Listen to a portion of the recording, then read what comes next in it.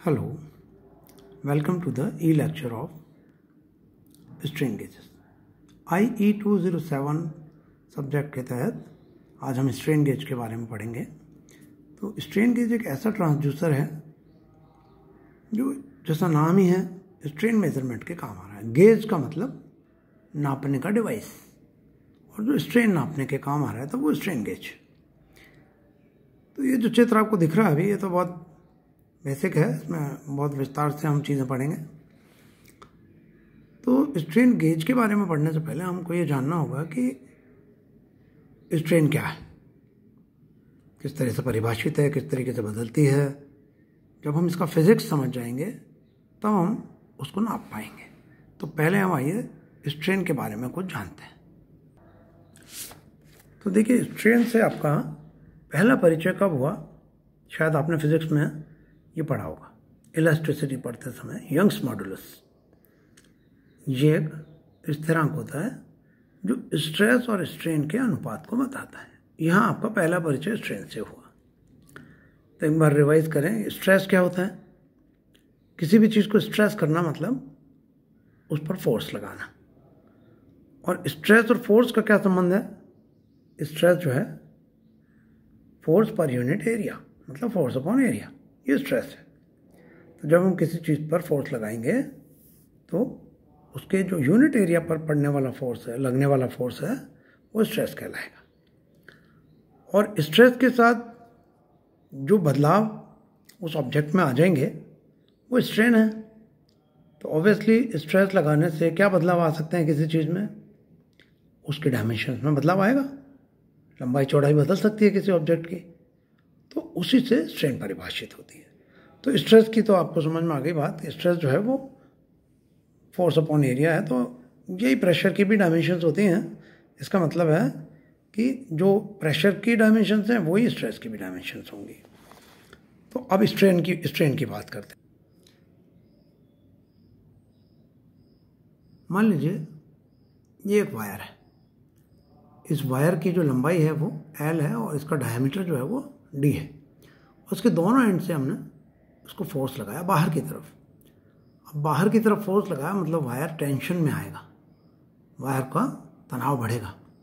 तो ये tensile stress हो गया। इस तरह से जब हम स्ट्रेस लगाते हैं, किसी चीज़ को स्ट्रेस करते हैं, तो ये टेंसाइल कहलाता है। ठीक है।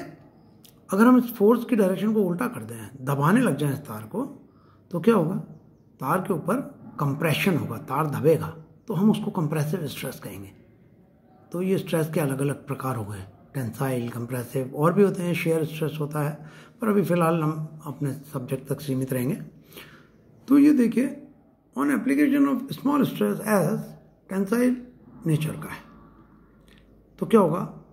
Length of the wire increases, तार की लंबाई बढ़ जाएगी। मान लिया कि वो डेल्टा एल बढ़ गई, तो नई लेंथ कितनी हो गई? L plus delta L. और ऐसे ही जो डायमीटर है तार का वो कम हो जाएगा। कितना कम हो गया? मान लीजिए हमने मान लिया कि डेल्टा डी कम हो गया, तो नया डायमीटर हो जाएगा डी माइनस डेल्टा डी।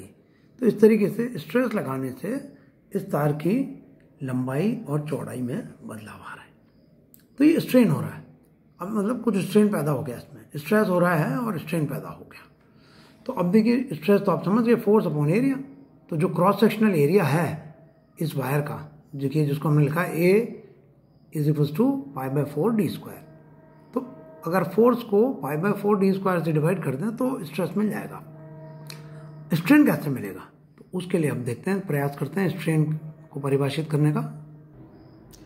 ये देखिए स्ट्रेन है। स्ट्रेन की परिभाषा क्या है? Per unit change in dimension. लंबाई में बदलाव आया डेल्टा एल, और कुल लंबाई क्या थी? एल।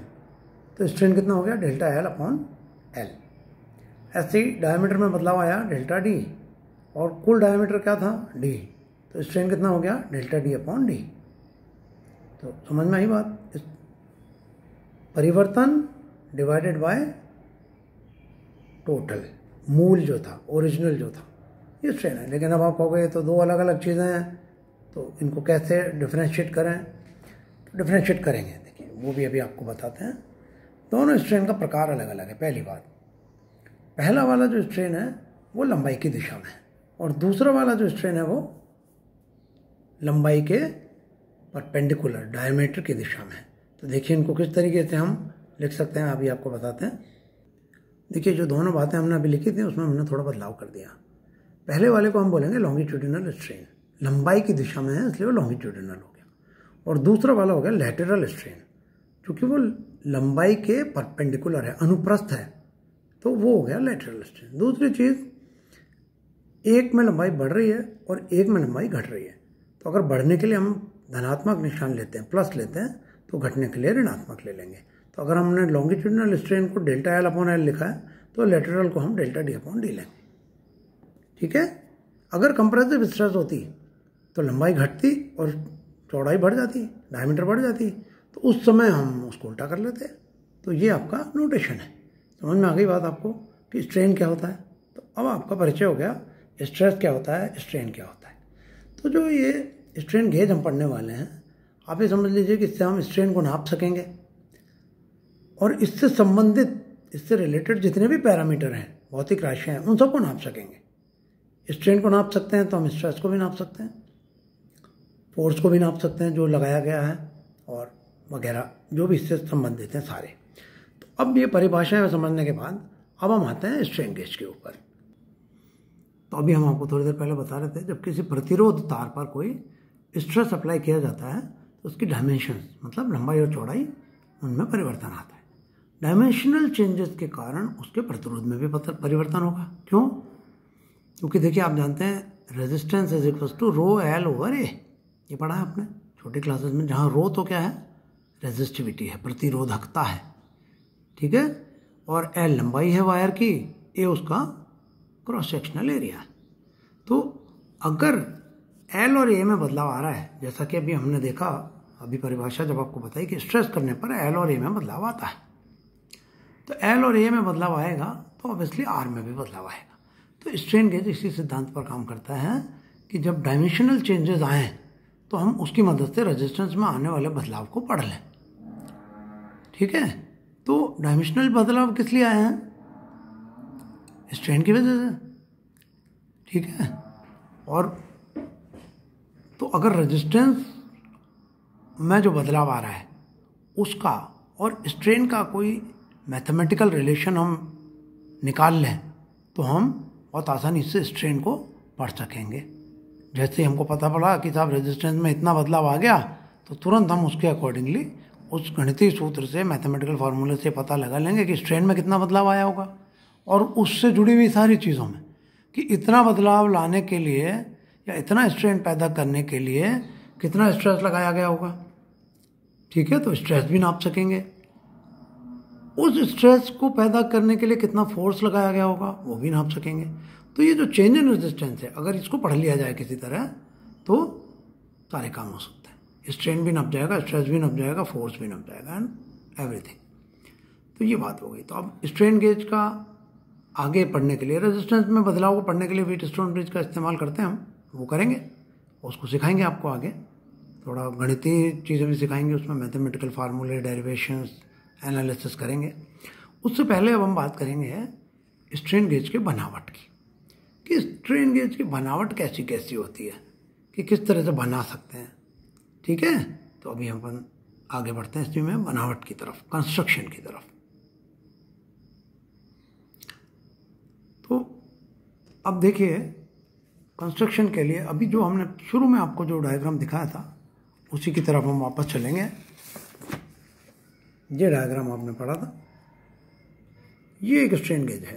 अभी आपको समझने में अजीब सा दिख रहा होगा, मैं अभी आपको समझा देता हूँ इसको। ये देखने में, अगर इसको ध्यान से देखें आप, तो ये जो बीच में प्लस जैसा है, ये बेसिकली एक पत्ती है। ठीक है ना, प्लस के शेप में पत्ती है जिसको एक बेस के ऊपर रखा गया। तो अब आप देखिए ये जो बीच में एक प्लेटफॉर्म है, इस पत्ती के सेंटर से एक प्लेटफॉर्म बना हुआ गोल। इस डायफ्राम के या इस प्लेटफॉर्म के ऊपर अगर हम वजन रखेंगे तो क्या होगा? ये जो क्रॉस टाइप का प्लेट है, पत्ती है, ये दबेगा नीचे की तरफ। समझ रहे हैं आप?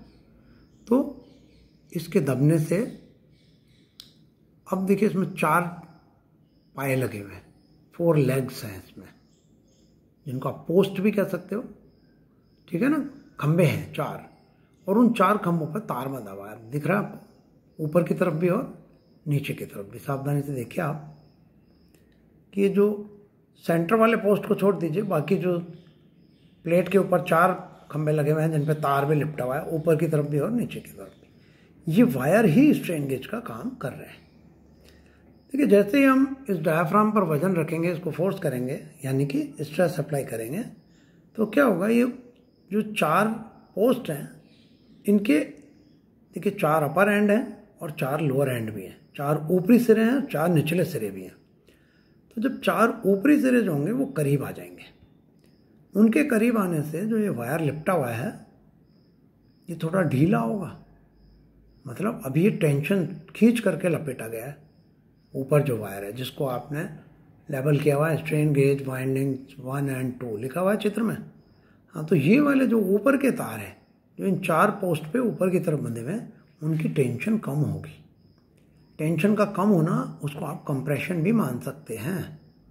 तो ऊपर वाले जो तार हैं वो कंप्रेसिव स्ट्रेस झेल रहे हैं, और जो नीचे के तार होंगे, जो नीचे के जो 4 पोस्ट के निचले सिरे हैं उन पे भी देखिए वाइंडिंग बंधी हुई है, उसको हमने लिखा है स्ट्रेन गेज वाइंडिंग्स 3 और 4 लिखा है।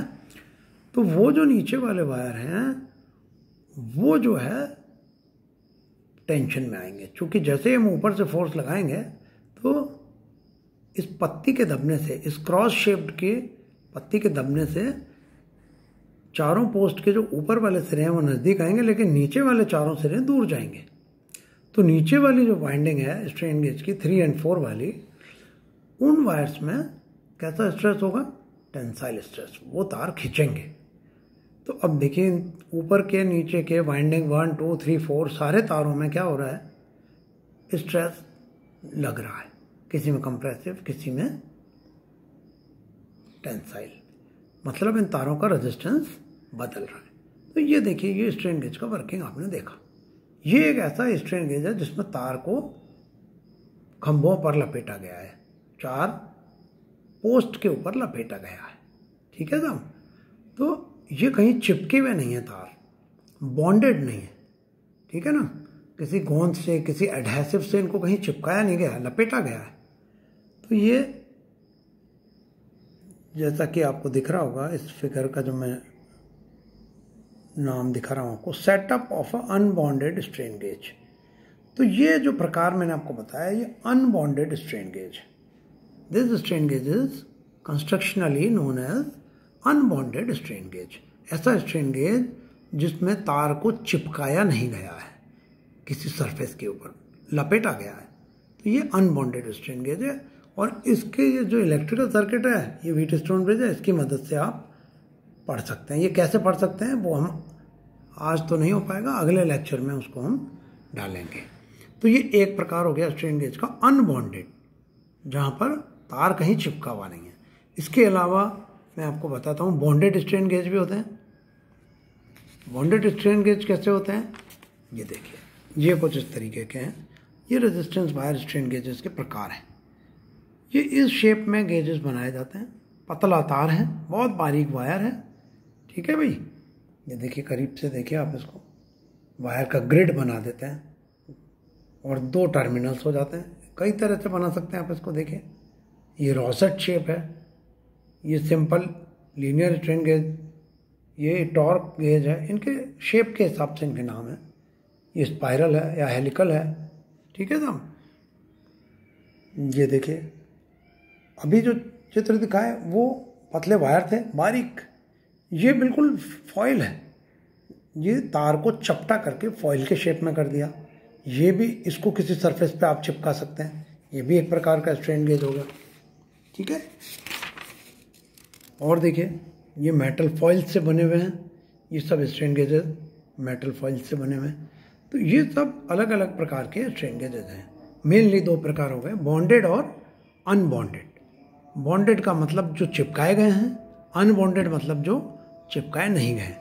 तो ये 4 जो आपको सामने दिख रहे हैं ये बॉन्डेड है, इनको सरफेस पर चिपकाया जा सकता है, ये बॉन्डेड है, ये बॉन्डेड है, ये सब चिपकाए जाने लायक स्ट्रेन गेजेस हैं। और ये वाला जो है, जो हमने अभी जिसका आपको बतलाया, ये वाला जो स्ट्रेन गेज है ये अनबॉन्डेड है। तो ये सारे कंस्ट्रक्शनली हमने आपको बता दिए। नेक्स्ट लेक्चर में हम इसका वर्किंग और थ्योरी के बारे में बात करेंगे। Thank you.